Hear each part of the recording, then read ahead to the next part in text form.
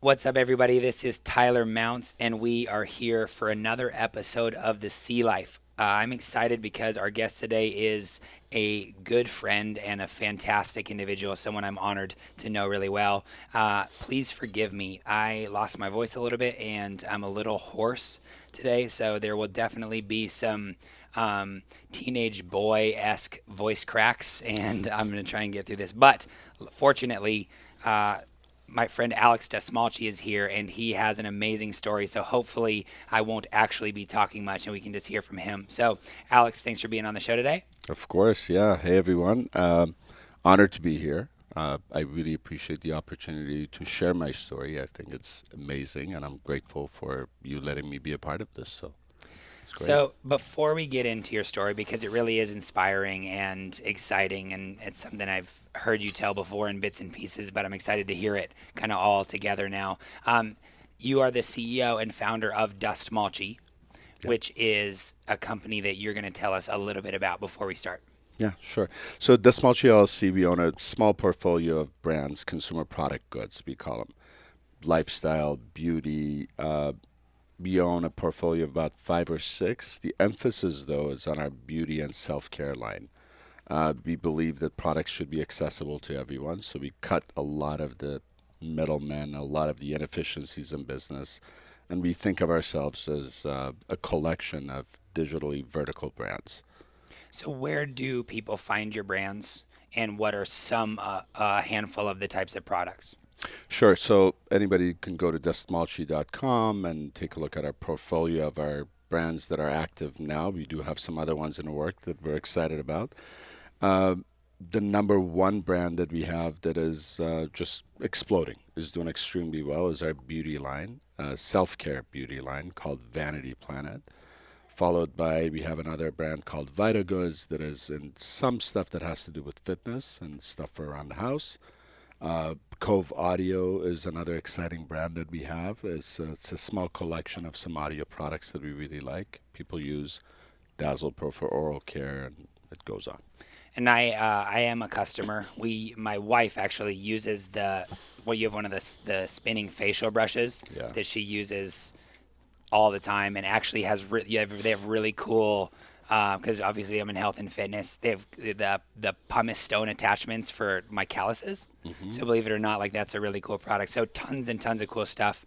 If you get a chance to check it out, but you have an amazing story. So tell us a little bit about that. Go back to the beginning where you grew up as a child in Iran.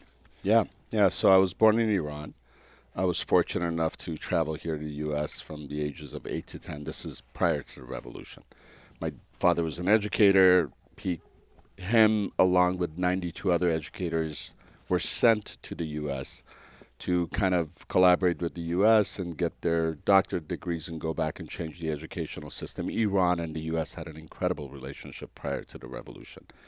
As soon as he came here, the revolution sparked. But when he was done, he wanted us to all go back. Again, being an educator, he his obligation was towards the educational system in Iran. So we went back to Iran, and that's when the war happened and the revolution had already uh, they'd taken over. So did you spend those whole years from 8 to 10 here in the U.S.? I did, You yeah, did. Okay. yeah. Well, part the U.S. and then we traveled quite a bit. Okay. And what was that experience like as a kid? It was incredible. It's funny that you bring that up. I studied fourth grade here at Lawndale Elementary School in South Bay. Okay. So I vividly remember the first day that I went to school. My dad took a little quarter, or was it 50 cents? I'm not sure. And he taped it to a note. He said, at around 12 o'clock, a ring is going to bell. The bell is going to ring. Sorry, English is my third language, so everybody would have to excuse me, right? But it'll be lunchtime, and all you have to do is follow the line, and you show the person the note, and they know exactly what to do, and they'll let you have lunch. I did not speak a word of English. So when I went to the class that morning, people were talking to me. It was all sign language. I was again 8 years of age. So I was completely just terrified. They brought a globe, and I was showing where Iran is, and they were like, making shapes of an airplane. They're like, "Did you fly here?" And I would nod. And so the bell rang, and I went to the lunch thing, and I stood in line, and I got to the guy, and he looked at me, and he said, He must have said, "Can I help you?" or something. I have no idea what he said. So I handed him over the note, and he started speaking back to me, and I was so terrified, I ran out. I ran and I ran over into the yard. I remember this part that, like for me at least, I don't remember parts of my childhood, but I ran out and I found a trailer. They had the trailers and some of the Yeah, classes yeah, yeah. would be held in, and I hid under the trailer. For the rest of the And day. no, some guy came with one of those megaphones, and they were looking for me until they found me and called my parents, and they came and grabbed me and took me back. And then they gave me some encouragement that, listen, this is going to take a little bit of adjusting to. So I studied my fourth grade here. That was fun. And I became fluent. At that age, you become, it's actually very easy for you to pick up languages. Yeah, so that was, as 8, that's kind of like a terrifying experience, but I imagine would have been pretty transformational as you got exposed to a totally different culture, a different education system, learn new languages. And so do you look back on that and think like that was formative in the journey? Extremely. And it just brings me such great memories because we have a pretty good family. Mom and dad are very active, and we had a lot of fun sitting around the dinner table every night and talking about experiences. I come from a family of 4 siblings. I'm the third, 2 older sisters, me and a younger brother. So it was fun. All 4 of us were going through the same experience. And but I remember my parents making a lot of fun of it and having fun with it and teaching us how to adapt. And we did adapt pretty quickly. Were you sad when you had to go back to Iran?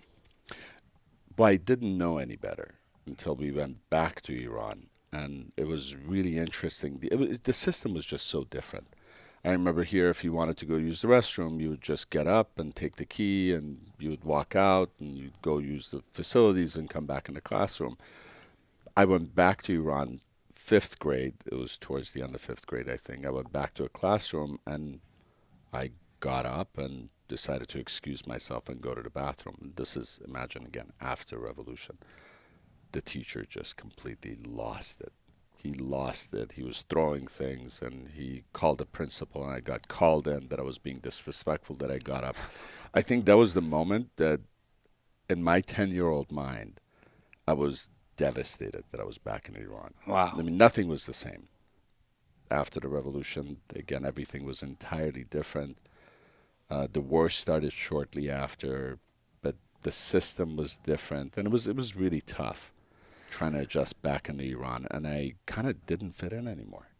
So the intention of the program your dad was a part of was to come back to Iran and improve the education system.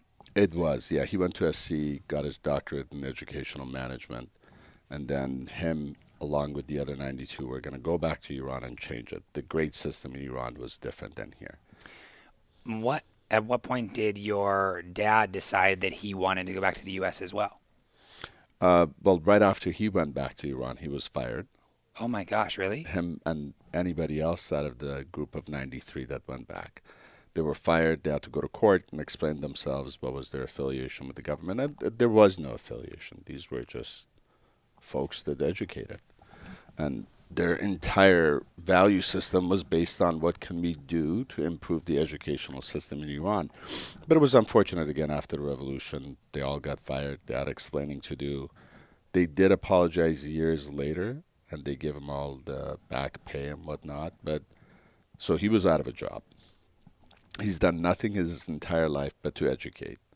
Now, there was a war. The economy was completely upside down, turned inside out. So he had to go back and get into learn how to be an entrepreneur, and that was pretty fascinating. He never became a really good one. He's an avid reader. He speaks 5 languages. He's an amazing man. But and my mom was a math teacher. But he did it, and he survived, and he's a hardworking individual. I've learned a lot from my father, a lot. So pretty soon after getting back, he loses his job, and was the resolve in his mind to just like, we got to get back to the U.S.? Was that kind of the thing, or did that develop over time? No, that developed over time. It actually started with me. Okay. They were happy staying there, and as a man that he is, he would do anything to provide for his family. So I won't bore you with that, but he got into selling truck parts. Okay. And opened up a store, and it was just really amazing. And I would go help him out, and he didn't have enough capital to buy the parts and fill up the shelves. So we would take the parts out of the boxes and put the boxes behind and try and create, that whole thing that there was a lot of inventory here. But he was happy there. Again, soon after that, the war started. I remember that vividly as well. There was one afternoon that they just, you would hear these big rumbles, and that's when Iraq started bombing Tehran, the airport first, I believe. And then the airports were shut down and whatnot, and that was the start of the war between Iran and Iraq, which lasted for many years. And I think the statistics say, I'm not sure, but it killed more than 1 million people. Oh my goodness. Yeah. So you mentioned your parents were content to stay, but then at some point did the concern for safety play a role in you guys leaving? No, so they just thought that they're staying and that's the life that they're gonna live. At least that's what we were told. But the sirens would go off in the middle of the night, and again, like now looking at it, back then when I was a kid, it was just all fun and games. It kind of felt like a game, believe it or not. But we would go sleep in bunkers at nights. There was a big building that it was only the foundation, literally across the street from our house, and they'd built the subterranean. It was like multiple levels of subterranean foundation, all concrete and rebars, and we would literally go and sleep there with some other families and friends, because you would hear the bombs would go off, and then there would be all these, anti-aircraft missiles shooting up, so the skies would light up in orange, and all the cars, even on a regular night, you were supposed to put this protective blue film on all the light bulbs so the airplanes can't catch them, create like complete darkness. So we did that for quite some time, and I never again adjusted, and I'm the one who pushed back, sorry. I became a rebel child. I pushed back. I said, I don't want to stay here. I would skip school. I'd give my parents a hard time until they finally agreed at the age of 16 to arrange and help me get smuggled out of Iran. And that's how I left. Because as a 14-year-old boy, once you turned 14, you could no longer travel outside of Iran. Wait, what? Why? You would lose your travel privileges. Because by the time you were 18, you were supposed to either enroll in the army, or, again, my memory is vague, or you'd go to university, which was extremely tough to get into. But even if you'd gone to university, for every year that you studied, you had to go and work in rural areas for another year or two. It was just, there was no future. So by keeping everyone 14 and up in Iran, they had a way to make sure they could kind of force you into this system when you turned 18. Yeah, otherwise all the young men would flee and leave, and they would have no army to fight back. So how did you get smuggled out? Yeah, so it took a lot of convincing, and being a parent now, when I look at it, I can't even describe the feeling. I don't know if I would ever have the guts to allow my son to go through the same experience, because we're talking getting smuggled out of the border. Your choices were either to go through northwest, which was the Turkey and Iraq border, or it goes down south, which was by Pakistan and Afghanistan. So by the south is where all the drug smugglers and drug trafficking between the triangle of Iran, Afghanistan, and Pakistan is all the opium trafficking and whatnot. But people would get smuggled out of there. So those were the two choices. I pushed and pushed hard. They agreed to help me get smuggled out, and they found a smuggler that would smuggle from the south and help me get to Pakistan. This is a drug smuggler? No, these are human smugglers. Okay, so there's people who that's what they do. That's what they smuggle humans out of Iran. Yeah. And you would pay them? Yeah, they paid them in advance. How do you plan this kind of thing? So I don't, again, I'm just going based off of my memory. I remember there was a meeting with the smuggler. We went to a cousin of a cousin's house, I think, and met with the smuggler, and my parents paid him in cash. And they explained that we're going to let you know a certain date. Your son would have to travel to the southern city in the border of Iran called Zahedan, and we'll tell them exactly where to go, and they'll stay there, and we'll pick him up. The family can't go with them. Maybe you can have one person accompany him. And going to that city was also challenging as well because they knew that young men will come there to get smuggled out. So you'd have to blend in with the locals there, which was quite different than the people that live in the capital of Iran, Tehran. Different in what way? Like how they dress, how they spoke, Exactly. all of it. A much smaller city. Down south, Iran has got a very interesting cultural disposition, if you will. But if you go all the way down south, you will find people that speak nothing but Arabic. Oh well. So they have their own dialect. And could you speak it? No, I couldn't. Oh, you couldn't. No. So you were speaking Farsi. I was speaking Farsi, but my people from the Middle East, we grow a lot of hair. So I had a full-on beard at the age of 16. So I let it grow long, and I wore these cargo military-style big pants and an untucked dress shirt that was kind of hanging like almost above my knee, and try to make myself blend in with the people as much as I could. So make the long story short, the guy called. They said, we want your son to be in front of this theater in the center of the city by this particular time. And my then brother-in-law is the one who flew out with me. I said my goodbyes to my parents in the hallway. Oh my God! So your parents are just like, all right, go get smuggled. Well, I don't I mean, think what my were you dad... going to? Like, what did they? Did you have any idea what was going to be on the other side when you got out? Hope and faith. That's pretty much it. But I don't think my dad actually did say goodbye. I don't think he found the strength to do it. My mom kind of screamed and cried maybe and then ran away. I could not tell anybody. None of my friends, none of my family members. I don't even think my siblings knew at the time. So I just went through the hallway and got in a car with my brother-in-law, went to the airport from Tehran, flew over to Zahedan, went straight in front of this pickup place, stood there for about 2 hours, which seemed literally like 2 years. The clock was ticking. We found a panhandler that we kept giving her money and having her talk to us, and I was just... So that you didn't look suspicious, like that you were waiting to get picked up, yeah. Exactly. So we're talking to a panhandler. My heart was racing. Again, it was like tick, tick, tick, tick. 2 hours later, they just grabbed me. We were talking. I had no idea how these guys, like there were two guys that grabbed me from behind, picked me up and threw me in the back of a pickup truck and threw a canvas over me, and the pickup truck took off. My brother-in-law thinking in that instance that I'm actually being kidnapped, so I kind of remember peeking and he was running after the truck, and that's all there was. Oh my gosh. The truck drove, yeah. Have you talked to your brother-in-law since this day? I have, yeah. And what did you guys, is that a crazy memory to talk about? It is. It's interesting. I don't talk about this much. I've not given this much details to even my son. I'd love for him to see it. And hopefully one day, you never know, my grandkids. But then the truck drove into a little house where then I was joined with, I think they picked up 1 or 2 people on the way. And one of the distant cousins was also being smuggled out. So we went into this house. There were 20 or 30 people there.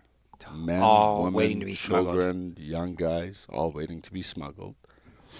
They kept us there that night, and they said, it's not safe to go out tonight, so you guys are all going to have to stay here. There was literally, I think, 10 or 15 of us boys and men in one room, and all the women and the children were separated in another room. So the second night is when they said it's safe to go. And how did that work? Are you in a truck bed again? Yeah, so they put us in 2 trucks, and I don't know the type of trucks they were. They were a bit older, and they had the longer beds. 20-something people in 2 trucks. They put us in there, and they had us all lie down like sardines, and they put this heavy canvas on top of us to kind of hide us. So we were piled up on top of each other. Again, women, children, men. So we're piled up on top of each other, and it's interesting. A lot of the folks in that crew were also Jewish, because for young men at the age of 14, you couldn't come out, but also the Jewish Iranians could no longer travel after the revolution, even the women and the children.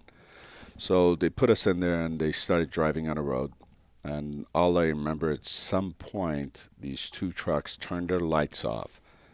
They veered to the right, went down the embankment. So that southern part of Iran, Tehran is by a base of mountains. We get 4 full seasons. The southern part of Iran is what most people think what Middle East is, a lot of desert and sand. So he turns in, goes down the embankment, lights off, they get into the sand, and they just floor the trucks, and they followed each other for a number of minutes. I forget how long it was. Got to a point that they both trucks stopped. They took all of us out of one truck and combined us all into one. So they took some off the other truck, they brought them into our truck. So now we're 20-something people sitting in the bed of this truck. I'm literally sitting by the driver door, like right there on the ledge, and the only way I can hang on, his window was rolled down. I had my arm around the window.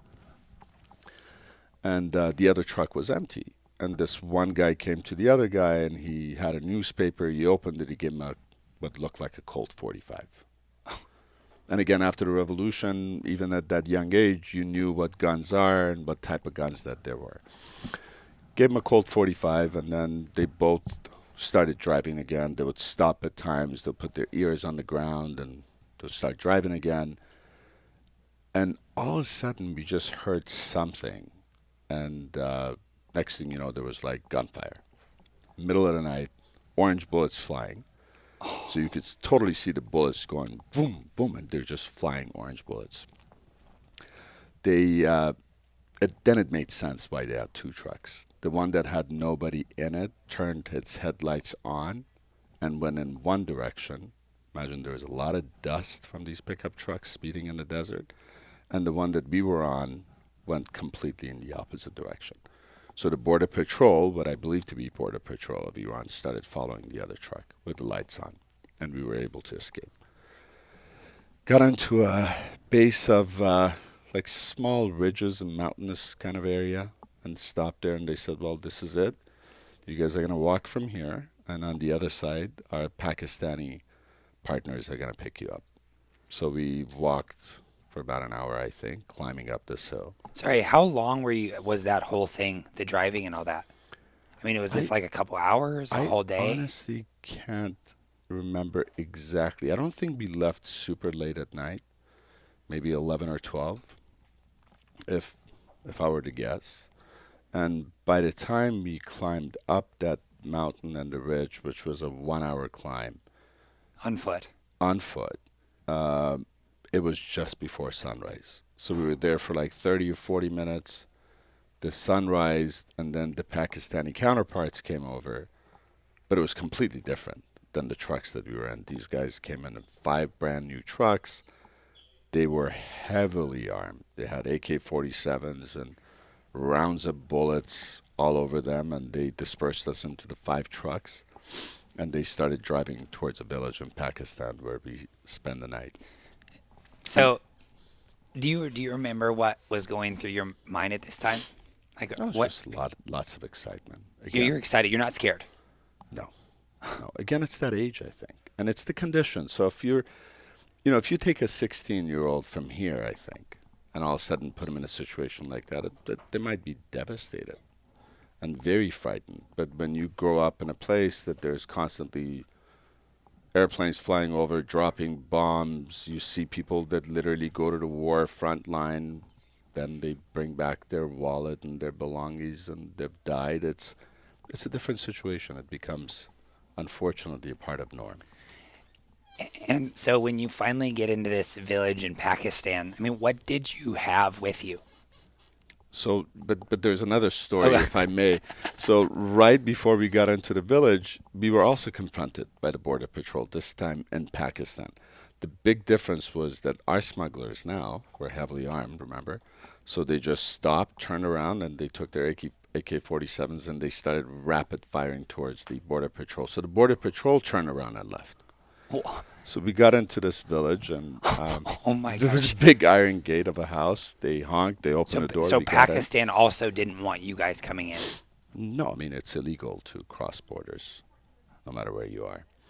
And Iran was a mess. Pakistan was a bigger mess. Okay. I mean, talk about corruption, where you'd have to bribe people and figure your way out, and it was a little more violent, I think. And sorry, forgive me. What language do they speak in Pakistan? Urdu, I believe. Urdu, and you don't speak that either. No, no. So we so we got in. You asked what did I take with me? Basically nothing. The clothes that I had. As we were being fired upon in Iran by the border patrol, I don't know who, but I think it was one of the kids. He vomited all over my pants. So now it's like day 2 or 3, and I'm in the same pants, and I haven't showered, and there was no access to shower. So I basically only had my clothes and I think some cash, equivalent to maybe $1,500, $2,000. I'm not sure. Okay. So then you get to this city in Pakistan, and then they're like, okay, good luck. They kind of drop you off. No, it's a village. So we got in and stayed at this house, and they hosted us for the day. That was pretty interesting. Had a big courtyard in the middle, all dirt, and a bunch of rooms on the side, and we all dispersed in the rooms. No, then the UN actually came to us. So my family line, we all happen to be Jewish. So the Jewish Iranians are the lucky ones, because through HIAS and the Jewish Family Federation, they actually will arrange to help you come all the way to the U.S. So maybe that's a story for another time. Yeah, well, so your family had arranged for help from the UN once you arrived in Pakistan? No, from Jewish Family Federation, okay. HIAS. So by the time we got to Pakistan, this gentleman by the name of Emmanuel had arranged for the UN representatives to come over. We had no IDs. They basically come over. They said, what's your name? What's your father's name? What's your date of birth? Here's a UN passport. So they handed us over a handwritten UN passport in that village in Pakistan, in which we spent a night at that house, a night or two. And so what nationality does that passport say you are?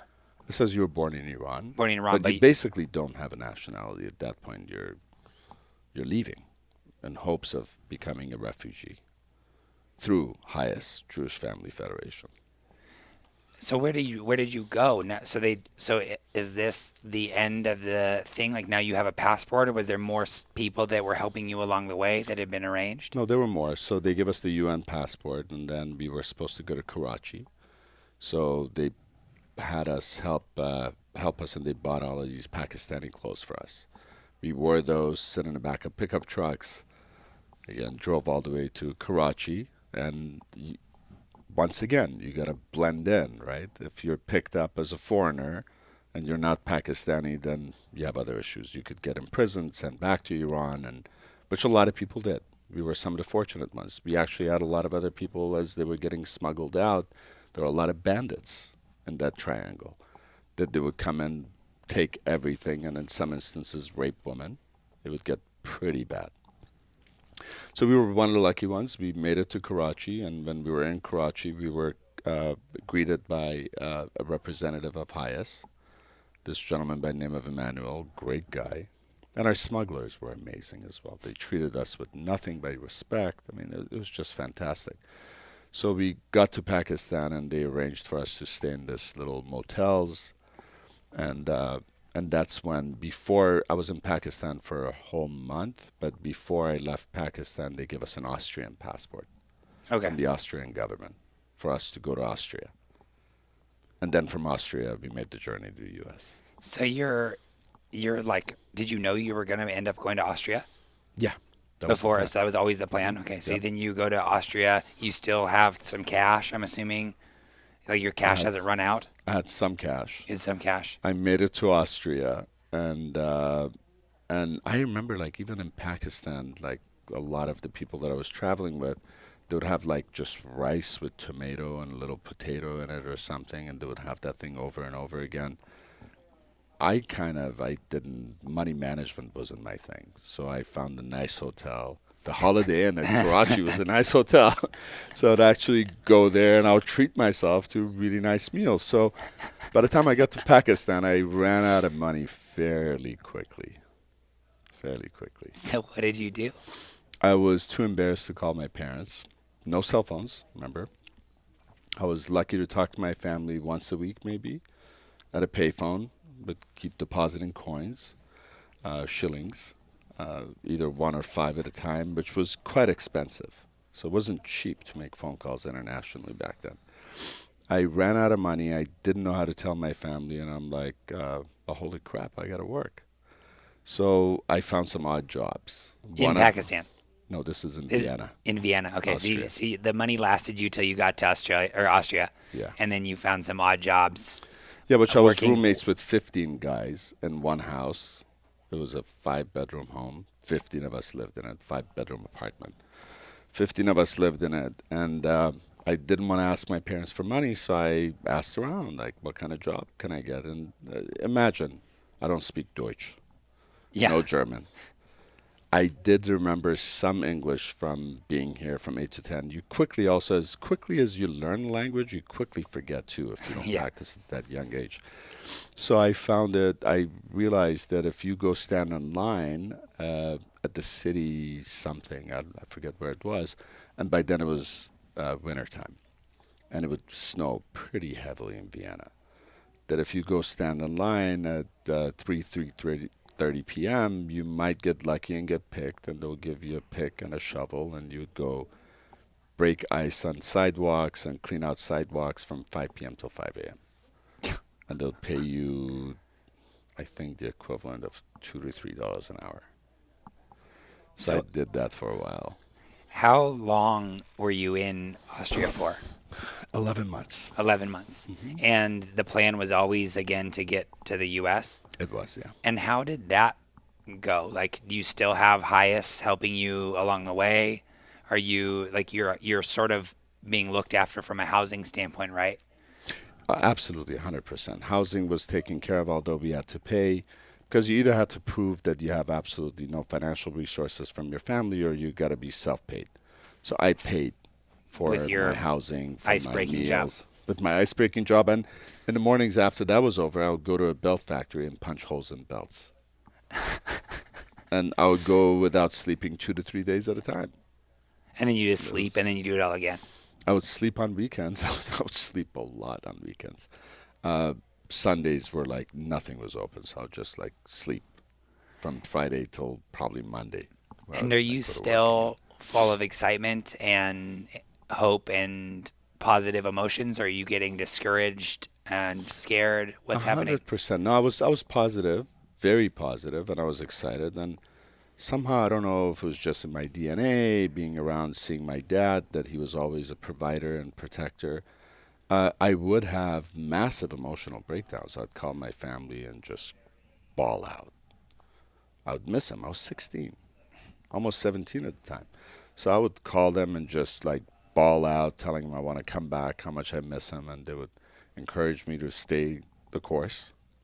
So even And there's though light in the at the end of the beginning tunnel. you wanted to go and they wanted you to stay, in the end they helped keep you going to make sure that you finally got to the U.S. Exactly.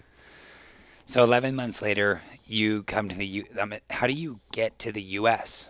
Like, you have an Austrian passport, but how does that work? Yeah, we had an Austrian passport. We actually, before we came to the U.S., again, through Hyas, which I'm so grateful for, we showed up at the embassy, the U.S. embassy. They took care of all the paperwork. So I pretty much had my residency lined up before I came to the U.S.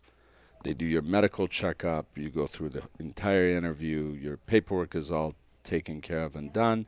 And they handed us a sealed envelope. We bought a ticket and got on a flight, one-way flight from Vienna to Los Angeles, where my cousins were. And by the time I got You to had cousins immigration, here in Los Angeles? I did, yeah. Okay. Yeah, both from my mom's side and my dad's side. So by the time I got to LAX at the immigration and handed them the sealed envelope, which included all my paperwork and my residency paperwork, and they opened it and got interviewed and came right through with open arms. And my cousins picked me up. And did you end up getting, did you get a U.S. passport at that point? No, well, you have to be a resident for 5 years. For 5 years, okay. So I eventually did Eventually get did. my citizenship. How were your cousins here? How were your cousins here? Like, had they also gotten smuggled out, or had been there longer? No, they had been there quite longer. In fact, one of my cousins that picked me up was here before the revolution when we came to the U.S. Okay. He was already here. He'd finished his education and he had a business going. He was married, kids. So when we were here from 8 to 10, he stayed with my parents for years. We have a really good culture, great family unit. Everybody comes together. So he stayed with us in Tehran when he was going to college of some sort, I think. And then he left before the revolution, came here, got married, kids. And then when we came here, I came here first. Obviously, I had his support, which lasted for 2 to 3 months. That's about it. So you're in the U.S. now. You're what, 17 years old? 17, almost 18, yeah. And you sort of speak English? I mean, it comes back fairly quickly. Sort of. What did you do? Like right when you got here? Like, did you go looking for jobs? Did you? I did. Yeah, Okay. I did. My cousins lived in Westwood by UCLA because my younger cousin was going to UCLA for pre-med. I thought I wanted to be a dentist, but I had to get a job first. I had to pay for my bills. So I think it was day 3. I found a job at a liquor store, pretty close to UCLA on Westwood Boulevard, and I became the stock boy. Okay. So which only lasted a week or 2. only? Oh, really? Yeah. Just because you didn't like it, or you found something else? I don't like it. I was a little bit of a rebel. So one of the things that I appreciate about you most is you have a generosity and a care for other people that, at least to me, seems to stem from the gratitude that you have for the opportunities you've been given in life, one of which is being here in the U.S. Yeah. At what point did this shift from like young teenager full of like wild ambitions and kind of a rebel shift to this more, I guess, wise and understanding perspective of like gratitude and wanting to give back and invest in others?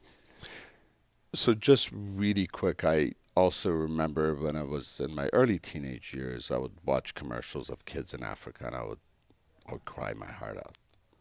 There was just something there that I always knew I'd like to give. I like to support other people.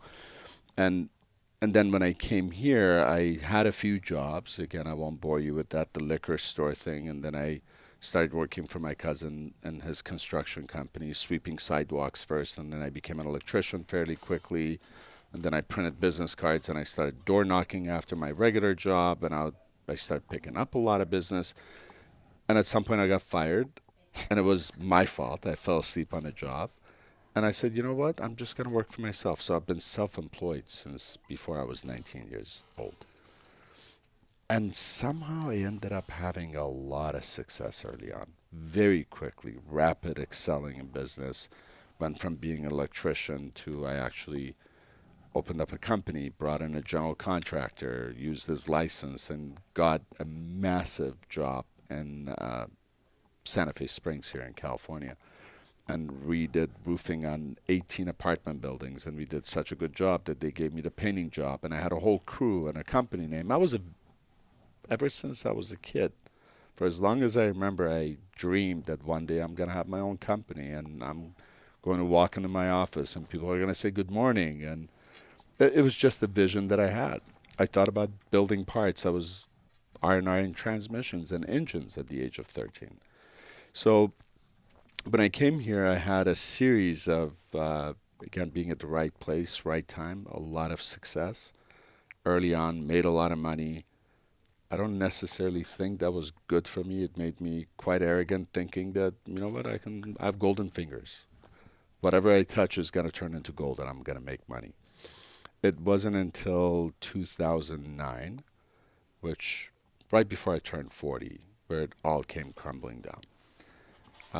So you have this, you've got the Midas touch, and you know, because you sort of can't hold the job down, decide to go into business for yourself. And you mentioned being in the right place, right time, but you obviously had an unbelievable work ethic because you were working multiple jobs. Like you mentioned how you used to sleep or not sleep, you know, when you were in Austria.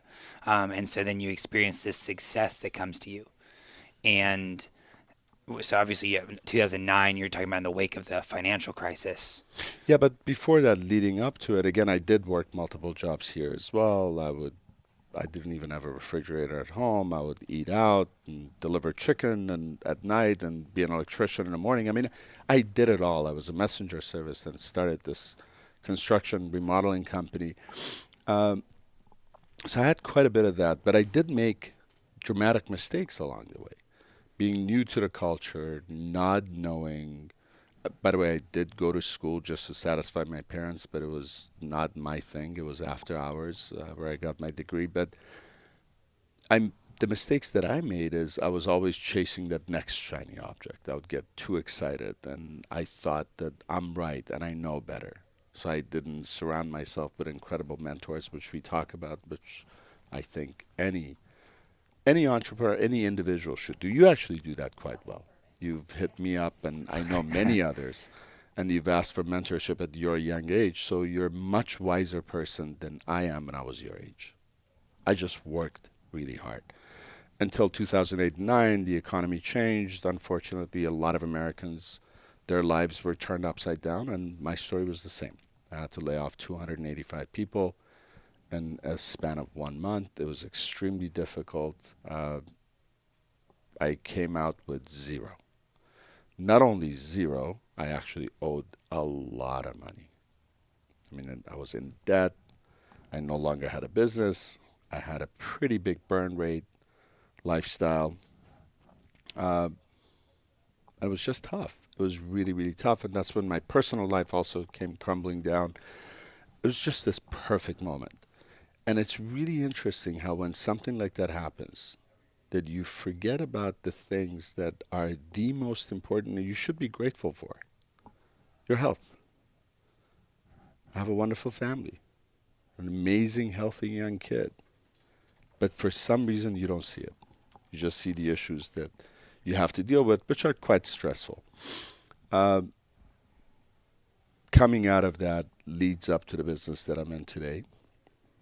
By learning from the mistakes that I'd made in the past and being humbled that it's not whatever you touch is going to turn into gold.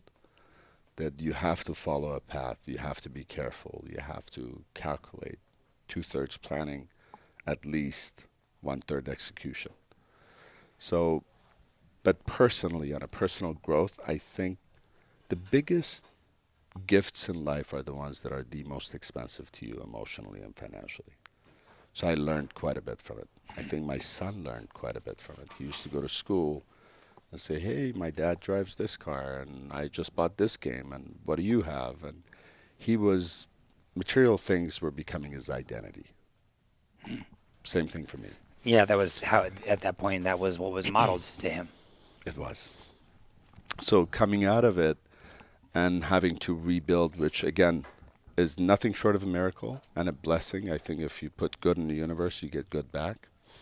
The lesson that I learned was probably the best that I would ever have in my life. The lessons, not just one. So you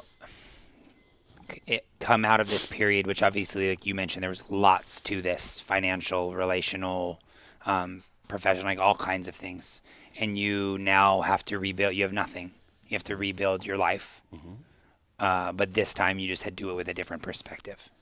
I had to do it with a different perspective. I've always had a growth mindset, though. And I think that's very important for anyone.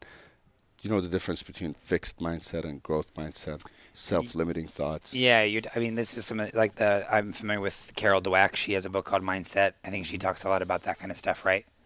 I have not read that book, but I've actually always thought about self-limiting thoughts. And I met with one of your other star clients, Jennifer, which is absolutely amazing, and she does this work with USC. And we were talking about fixed mindset and growth mindset. I think life is basically whatever you tell yourself it's going to be. If I, at the age of 49, think that it's past my time and I can no longer work out and be in the best possible shape that I can be in my life, then I'm never going to be able to do it. Yeah, sort of like perception is reality kind of thing. Perception is 100% reality. So I just think life is an illusion of what we think. And one of the things is that I've always been telling my son and his friends and young people and people of my age, it doesn't matter what age, that life gives you what you deserve, and whatever you think is going to happen. So I always had this thing that it's never the end for me, that I can rebuild myself and I can learn from it and I can grow, versus the opposite, says I'm a victim. And all of these things happen in my life, and I'm just going to sit around in a corner and cry and bawl out and become another victim. For some reason, I was always able to take that and turn it around and turn it into a positive. Use that as a fuel. Because you can look at it in one way and say that, wow, I mean, look at my childhood. I mean, it was great, and then the revolution happened, and this happened, and I had to get smuggled out, so I give up. Or in hindsight, I can say my parents did what they did and moved from Kurdistan to Tehran and worked really hard and created opportunities for us, then helped me get out and created opportunities for me, and then I gave that opportunity back to my son, which, by the way, after I left, my brother came here a year after me, and then mom and dad a year after that, and then one of my sisters a few years after that, and the other one a few years after that. So it took 13 years for us to reunite, and we're all living right here. Mom, dad, the 4 siblings, spouses, partners, 7 beautiful grandkids. So again, it's how do you look at it is important. You can look at, because we're all patterns, right? We've been conditioned ever since we were born.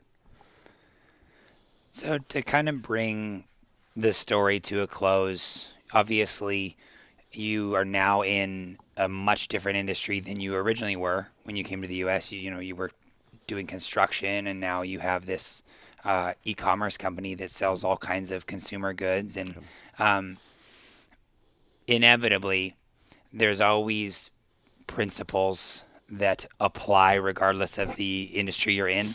What for you has been sort of a guiding principle or a lesson that you've learned that you think is what has carried you along the way to make sure that you could be successful professionally? Because this is a podcast about entrepreneurship, and you've done that in multiple industries. Like, what is it that helps you do that? Yeah, so it's interesting. I think it's not just one thing. I think it starts with you got to find out what are you really good at. Despite all the businesses that I've done, I've kind of learned that I'm pretty good at critical thinking and marketing. It's always been my thing. I'm creative. I like to do marketing. I think for every entrepreneur, every individual, you got to understand what are you really good at and focus on that. More importantly, you got to figure out what are you not good at and trust other people that are good at it. A lot of us get stuck in this mentality that, hey, you know what, I just know it all. And that was something you learned painfully through the period in 2009 when you lost everything. 100%. So now I personally never focus on what I'm not good at to try and become better at it. I'd like to double down on my strengths, not my weaknesses. But then I'd like to go find people who are really good at the areas of my weakness and fully trust them and empower them to do it. I think that's pretty important. I also think that as leaders, we either get to choose to become that leader, but a genius with 1,000 helpers, and just dictate everything to everyone, or vice versa. If we become coaches, then we could develop many leaders in our organization, but we got to trust them, we got to empower them, we got to define the goal, the expectations, give them time, trust, and let them become those future leaders or the multiple leaders in the organization. It comes with coaching. And I think coaching is a big part of what I do now. The muzzleload round will transition here. Thanks again for sharing all those personal details about your story. It's really, really amazing. What have you accomplished in your career that you're most proud of? My team. Being able to, again, bring people in and empower them and let them do what they do best and shine. To me, that's just spectacular. When you see someone that comes in and grows and all of a sudden builds this confidence and owns something and does it really well, I think that's one of my biggest accomplishments. If you could go back in time, what would you tell the younger version of yourself? Many things. I'd grab him, slap him around a little bit. I would say listen. Listen more. Ego is, I think, our number one enemy for all of us. I would say check your ego, look for great mentors, surround yourself by people that are much smarter than you. I would say that back then I probably didn't do that thinking that that is going to bring my status down. Hmm. Now I love being the stupidest person in a room because the more smart people I'm surrounded with, the better I do. So you carried with you this idea that asking for help was a sign of weakness, kind of thing. 100%. What are you reading, listening to, or subscribed to currently for either personal or professional growth? I listen to a lot of podcasts. I kind of do a lot of different things. I look at reading a little differently. I personally, for me, I don't like to read hundreds of books. I like to read a few, but I like to dissect them. I like to sit down and write notes about them. So, for instance, I read The Art of War, which many people have read. I think I came up with a 50-page note on how it applies to my life and my company. I mean, that whole book is what, like 50 pages? It's all it is 50 pages. I wrote 50 long pages of notes. Did the same thing with extreme ownership and with exponential growth. I think this time is just absolutely fascinating. Time is our friend, and I think access is becoming more cheaper and more available to everyone today than there was at my time. There were no cell phones. I wanted to do something. I had to get on 5 buses to go look for a particular book to build something that I liked. I think access is in our fingertip. It's in our back pocket on our phone. And reading is fantastic, but applying the learnings of that reading to me is way more important than just reading a particular book. Have you identified the next book or the next concept that you want to dive into? No. I should, but I'm kind of at a point in my life that I'm like a kid at a candy store. I'm having way too much fun, so I've overwhelmed myself with my schedule. I'm trying to find the time, but when I do come up with a good one, I'll let you know. Good. To share a personal story, I have benefited from your encouragement to me to read Good to Great by Jim Collins. I remember getting coffee with you probably a couple years ago, and you were going through some stuff with that book, and you're like, hey, you should do this, and then we had great conversations about it. So I'm looking forward to when you find the next one. It's a great book. Some of the parts have become irrelevant now, right? Circuit City no longer exists. Which was the poster child for that book. Which kind of the point is there's good and bad in everything. You don't have to read a book and make it your Bible. Or a person or whatever I tell you or anybody else does. Just hang on to the things that are relevant and good for you. What habits, routines do you have to stay on top of your game? Balance in life, Okay. work and personal. I've always put a lot of emphasis on my personal life. I love to spend time with my family, with my son, first and foremost, with my friends. So I kind of like to have a balanced life. I like to live in the present, where in the past I've never been a person who was too much in the past, but I was way too much in the future, so I always daydreamed. Taking care of my body. I look at life. I've done some cool programs, including the Hoffman Institute, which they talk about the quadrinity, your body, your spiritual self, which is all great, and your cognitive self and your emotional self, and your body being the vehicle. And now, again, getting older, I understand the importance of taking care of yourself physically. I understand the importance of the fuel that you put in your body and what the outcome is that you get. So I'm far from perfect, but I do try my hardest to balance all of that out. If you were people listening to this, if you were going to point them to anywhere to check out, whether it's your company or some personal resource, like where would you want to point people if they were going to follow up on anything we were talking about today? I know you mentioned your website. Yeah. So the website is just going to give you a collection of the names. If anyone in particular wants to talk to me personally, if I can add value to anyone's life, given time. I was talking to a valet kid last night, and I got so excited, and I gave him my cell phone number, and I'm excited to meet with him and talk to him about his future. But if time permits, I'd love to share my story and add value where I can. So on the company website, they can find my LinkedIn, or on LinkedIn, they could message me on Facebook or any other social platform. I'm on all of them. So uh, I would say that if you're trying to get a hold of me, that'd be the best way. And I can speak from experience that you are very generous with your time and investing in other people, and you live out of the abundance that you have. Like, truly, not a lot of people who have a lot view that as a resource to create value for others. So thanks for your time today. Thanks for sharing your story with us, and thank you for just being an awesome person and an inspiration. So Thank you, and right back to you. You're one of the greatest guys, so I'm grateful for this opportunity. Thank you. All right, thank you.